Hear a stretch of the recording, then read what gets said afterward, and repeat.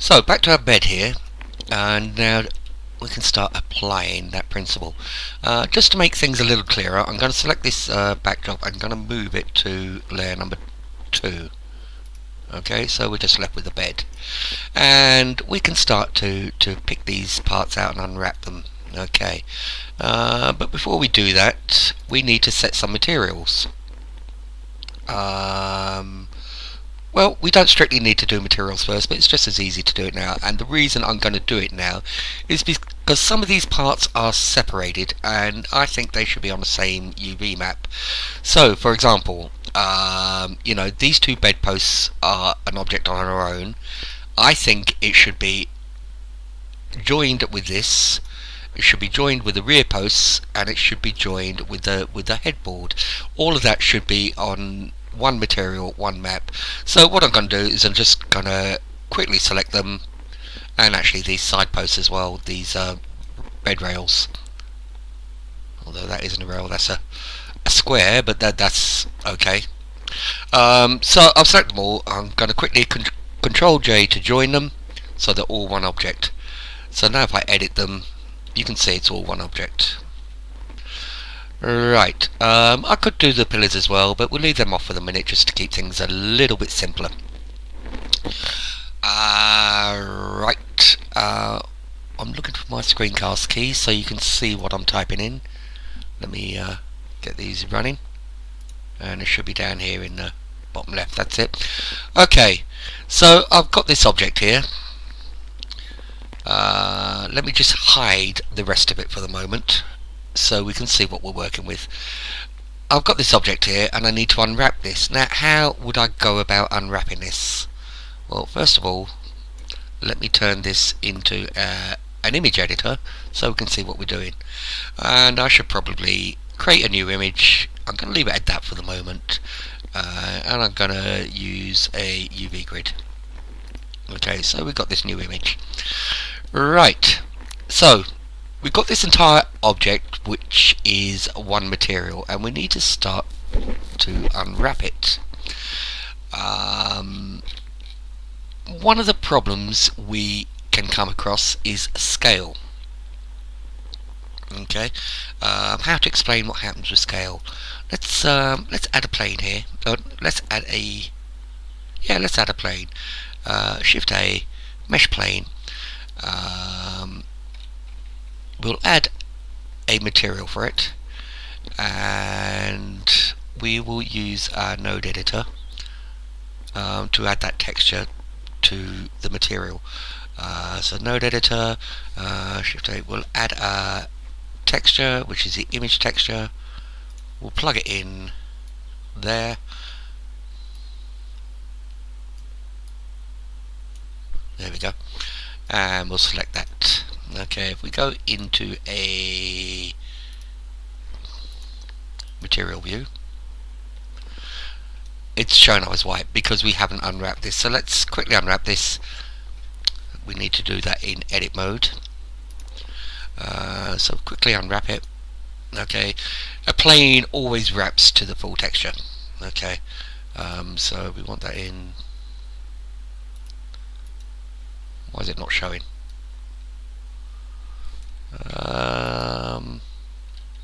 Good question. Why is that not showing? Image texture. Because I'm on the stupid me. I'm still on the world output. That's something to be very careful of. This is my background lighting. So let me get rid of this. And we need to come across onto the object nodes rather than the world tab, material tab. So once again, Shift A, I'll add my image texture. As you can see, I do not edit mistakes, and we'll open this. There we go. Now it's shown on there. Okay. Now what happens if I stretch this? At the minute, the scale is 1:1:1. So edit mode. Let's grab these two, and I stretch. You'll see that the texture is stretching on it as well, and that wasn't really what I wanted. I don't want stretching. I want it to be nice and square. So if I go back to object mode and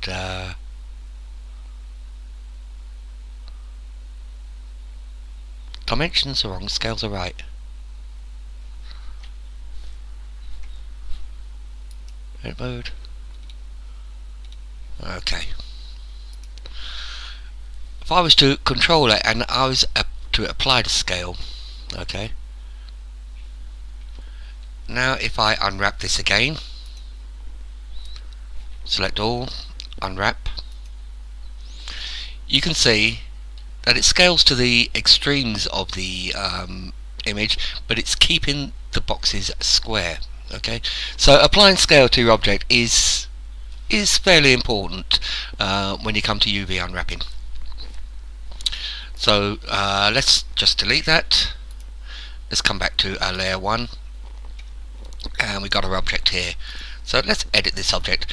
Now how are we going to do this? Well, the easiest way is to kind of unwrap it in sections, in different sections, and do your scenes and that in sections, rather than trying to tackle the whole job at once and getting confused. You just really need to break it down into smaller sections. So for example, this cylinder, let me turn off this background geometry. This cylinder, if I select all the select the two ends, the two end caps, just the edges of them actually,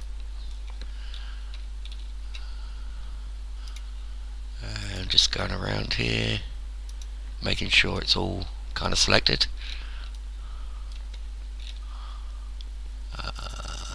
Which is there. Okay, and I mark those as a seam. So Control E and mark seam. I also need to mark one of these edges as a seam so the cylinder can roll out flat. What I normally do is find an edge that's kind of hidden somewhere, and actually if I turn on my background geometry again, I can maybe select this edge here. So I'll select this vertex, make sure I'm on the right one, yes. Shift Alt select, and that should, actually it's not, it's going all the way around because we've done this kind of modifier here. So I'm going to have to do it another way, which is select the vertices one by one. So I think actually I'm just going to select this one and this one. I can scroll down to the other end because I know it's the one just inside this lip here, so it'll be shift select this one and this one. That's that edge selected. I can mark a seam, Control E, mark seam. Right, so we've marked the seam out on the cylinder. Now we can unwrap it bit by bit. So let's say I get the cylinder, I hold my cursor around this selected one of these vertices, and I press the L key to select all the vertices that are linked to that. That selects the whole cylinder. Okay, now if I was to unwrap just that part of the cylinder, you can see we're getting this unwrapping the way it should. We got the flat part of the cylinder and we got the two end caps. They are going to extremes, but that's okay. Right, so we just tackle this bit by bit. So I can do that. I can do the same on the cylinder on the other end.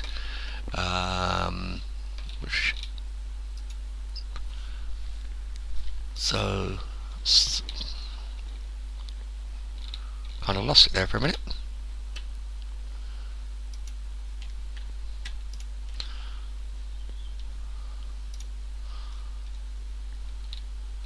My end caps are very tight on this, so it's causing me a couple of problems. Okay, let me loosen that up a bit. Actually, let's select all. Let's remove doubles. Where are we? There we go. Remove doubles. Let's remove 158 doubles. Okay, that works for me. Right. Let's select this end cap, and we'll come around here. and there, around there, and this one.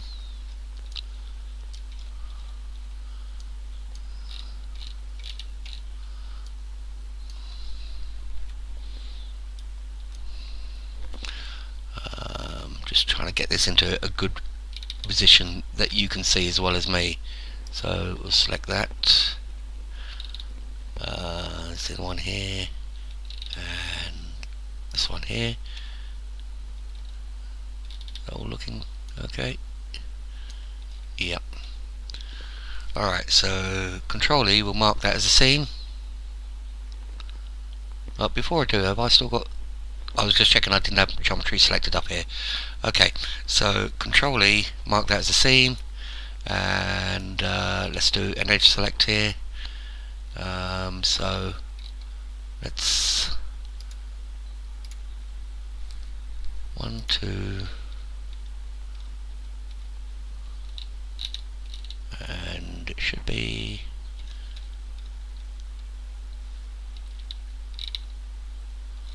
that bottom line. 1, 2, so it should be here's my mouse, that, but it's not, is it? So let's Control Z back out. Was it that one?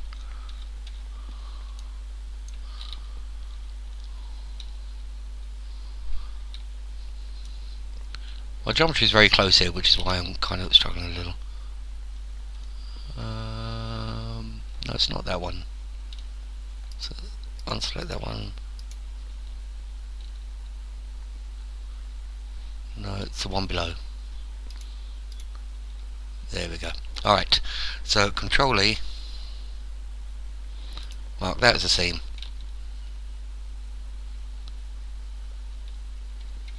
And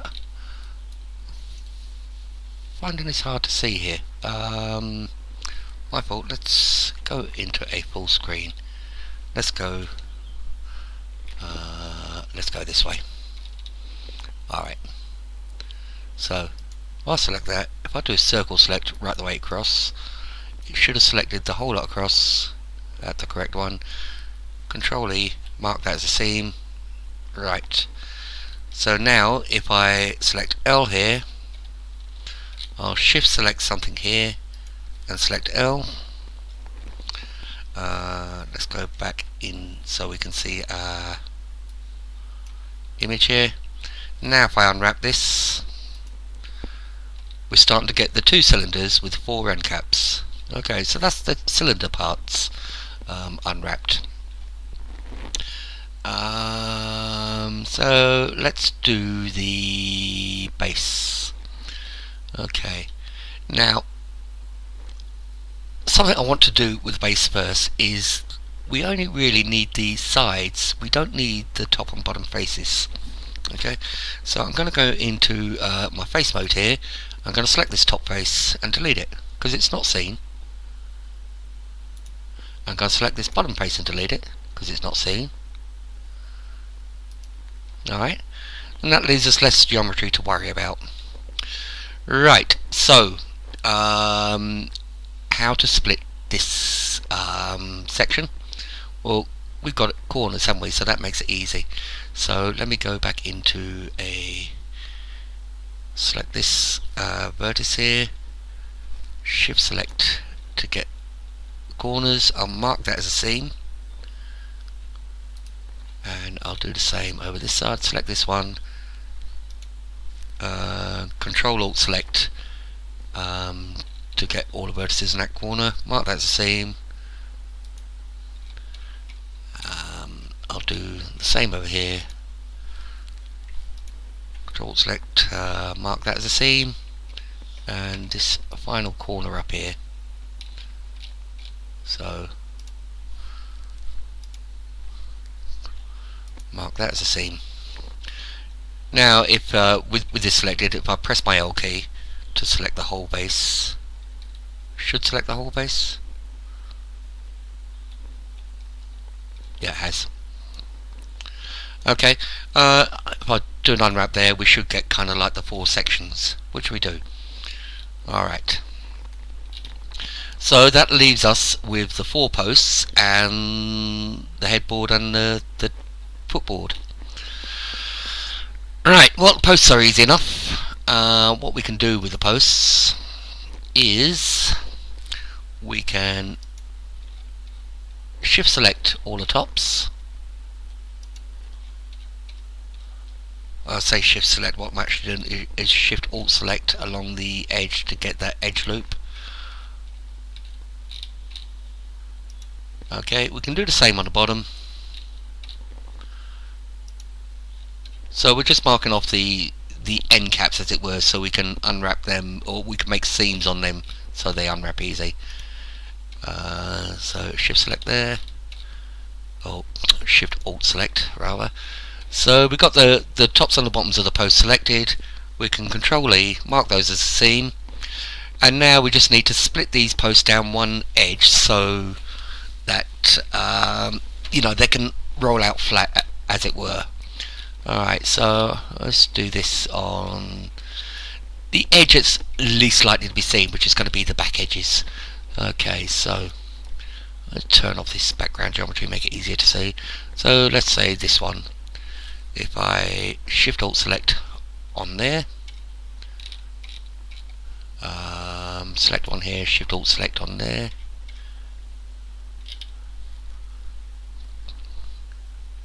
let me mark seam because I lost this one when I did that. So select one here, shift alt select, control E, mark seam. That's 2. Do the same here, shift alt select, control E, mark seam, and I'll do this here, control E, mark seam. Okay, so that's the cylinders, the posts and the frame rails done, and that just leaves the head and the footboard. Okay, well, this is going to be easy enough. Going to be easy enough, but how to explain it? that is the issue. Right, so basically we can think of this like a cube. We've got 1 second, I just heard my front door.